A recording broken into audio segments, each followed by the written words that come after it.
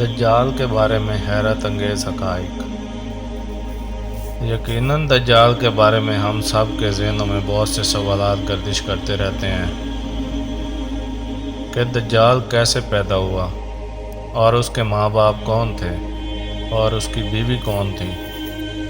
دجال کے بارے میں بہت سے علماء کرام کا خیال ہے کہ وہ ایک انسان ہے جو حضرت ابراہیم علیہ السلام کے دور میں موجود تھا، اور اللہ نے شیطان کے ساتھ دجال کی موت کو بھی ایک مدت تک ملتوی کر دیا، اور یہی وجہ ہے دجال آج تک زندہ ہے۔ لیکن آج وہ کہاں ہے اور وہ کب ظاہر ہوگا؟ تو اس کے بارے میں احادیث سے یہ ملتا ہے کہ دجال کو ایک نامعلوم جزیرے میں قید کیا گیا ہے جس کا علم اللہ کے سوا کسی کو بھی نہیں ہے۔ متعدد علماء کے مطابق دجال کا ٹھکانہ جاپان کے شیطانی سمندر میں ہے، جبکہ صحیح مسلم کی ایک روایت کے مطابق دجال کا خروج مشرق سے ہوگا۔ بہت سی احادیث سے ملتا ہے کہ دجال قوم یہود سے ہوگا، اور اس کے پیروکار میں زیادہ تر یہودی ہی ہوں گے۔ اگر عیسائیت کی لوگ داستانوں کو سنیں تو ان میں دجال کا ذکر کچھ اس طرح سے ملتا ہے کہ دجال ایک ایسے گھر میں پیدا ہوگا جس گھر کے رہنے والے انتہائی نیک اور ایماندار ہوں گے۔ یہ خاندان یعنی اس کے والدین سالوں سے بیٹے کی دعا کر رہے ہوں گے، اور پھر اللہ ان کے گھر بیٹا پیدا کرے گا جو دجال ہوگا۔ یہودی دجال کو اپنا مسیحا قرار دیتے ہیں۔ آج کے دور میں یہودیوں کے مطابق ان کا مسیحا یعنی نجات و ہندہ یہودی النسل ہوگا۔ ان کے مطابق دجال حضرت داؤد علیہ السلام کے شاہی خاندان سے ہوگا اور تختہ داؤد کا جانشین ہوگا۔ وہ انسانی نسل سے گوشت پوش کا ایک انسان ہوگا اور عام انسانوں کی طرح پرورش پائے گا، لیکن وہ غیر معمولی اور بہت سی پراسرار طاقتوں کا حامل ہوگا۔ یہودی علماء کے مطابق وقت مقررہ سے پہلے خود دجال کو بھی علم نہیں ہوگا کہ وہ یہودی قوم کا نجات و ہند اور خدا کا منتخب کردہ ہے۔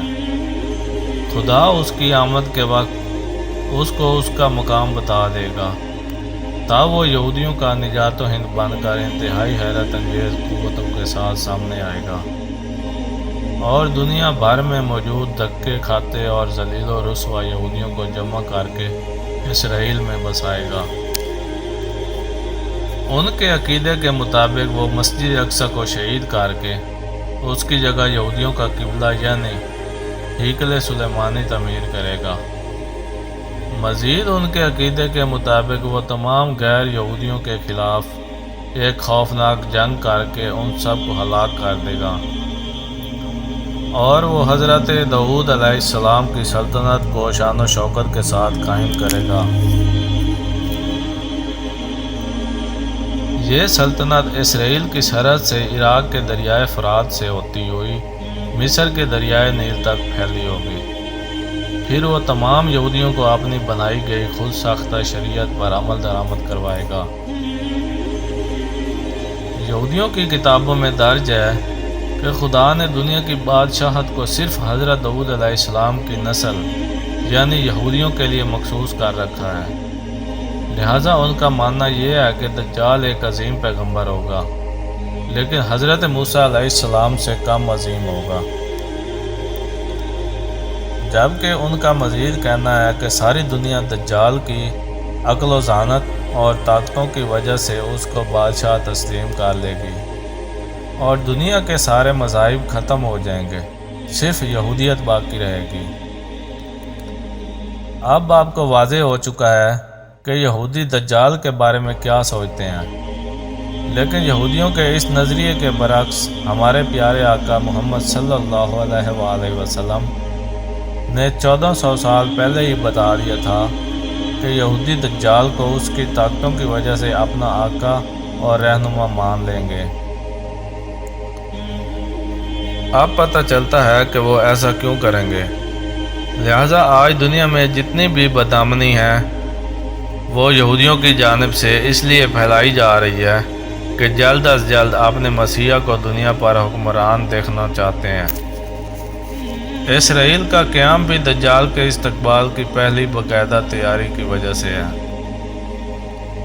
یہودی دجال کو ایک خوبصورت اور خوبرو نوجوان مانتے ہیں، لیکن اسلام کے نزدیک دجال ایک بدصورت اور کانا شخص ہوگا۔ اس کے بال گھنگریالے ہوں گے جیسے اس کے سر سے سانپ لٹک رہے ہوں۔ اس کی رنگا سرخی میل سفید ہوگی۔ اس کی پیشانی اور گردن بہت زیادہ چوڑی ہوگی۔ اس کا قد چھوٹا ہوگا اور کمر میں کوب ہوگا۔ اس کے باوجود وہ بہت طاقتور ہوگا۔ وہ عام انسانوں کی طرح نہیں چل سکے گا۔ دجال ایک مرد ہوگا اور اولاد پیدا کرنے کی صلاحیت سے محروم ہوگا۔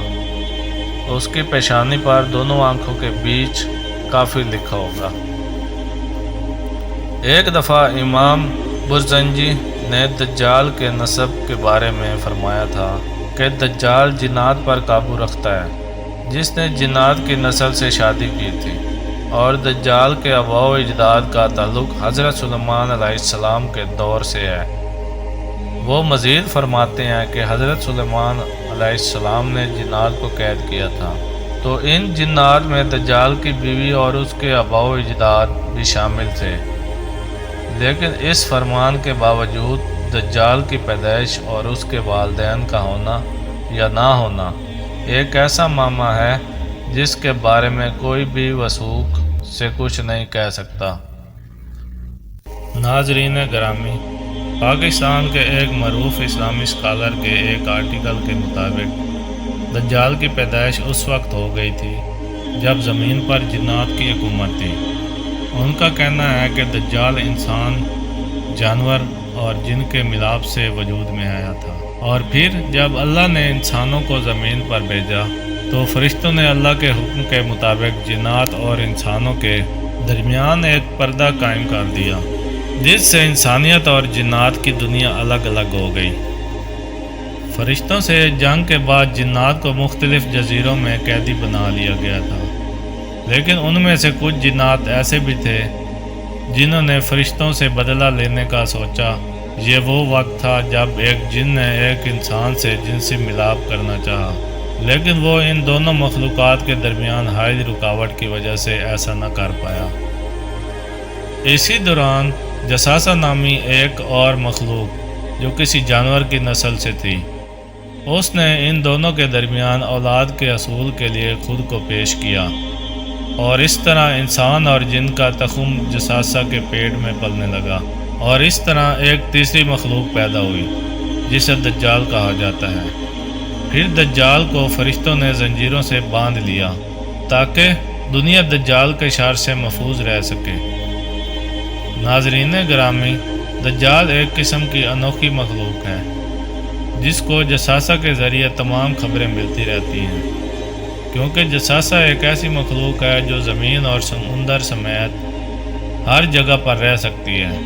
بہرحال اس آرٹیکل میں کتنا سچ ہے یہ تو صرف اللہ ہی بہتر جانتا ہے، مگر جساسہ کے متعلق ہمیں صحیح معلومات اس واقعے سے ملتی ہیں جس میں حضرت تمیم داری رضی اللہ تعالیٰ عنہ نے دجال سے ملاقات کا پورا واقعہ آپ صلی اللہ علیہ وآلہ وسلم کو بتایا تھا۔ ایک دفعہ اسماء بنت یزید بیان کرتی ہیں کہ رسول اللہ صلی اللہ علیہ وآلہ وسلم میرے گھر تشریف فرما تھے۔ آپ صلی اللہ علیہ وآلہ وسلم نے دجال کا ذکر فرمایا کہ اس کے ظہور سے پہلے 3 قحط پڑیں گے۔ 1 سال آسمان کی 1/3 بارش رک جائے گی اور زمین کی پیداوار بھی 1/3 کم ہو جائے گی۔ دوسرے سال آسمان کے 2 حصے کی بارش رک جائے گی اور زمین کی پیداوار 2 حصے کم ہو جائے گی، اور تیسرے سال آسمان سے بارش بالکل بھی نہیں برسے گی اور زمین کی پیداوار بھی کچھ نہیں ہوگی، حتیٰ کہ جتنے حیوانات ہیں، خواہ وہ کھار والے ہوں یا داڑھ سے کھانے والے، سب ہلاک ہو جائیں گے۔ بہرحال اس وقت دجال کہاں ہے اور کس حالت میں ہے، بے شک یہ اللہ تعالیٰ کے سوا کوئی بھی بہتر نہیں جانتا۔ آخر میں اللہ سے یہ دعا کر کے اجازت چاہیں گے کہ اللہ ہمیں اور ہمارے آنے والی نسلوں اور تمام امت مسلمہ کو دجال کے فتنے سے محفوظ رکھے۔ آمین۔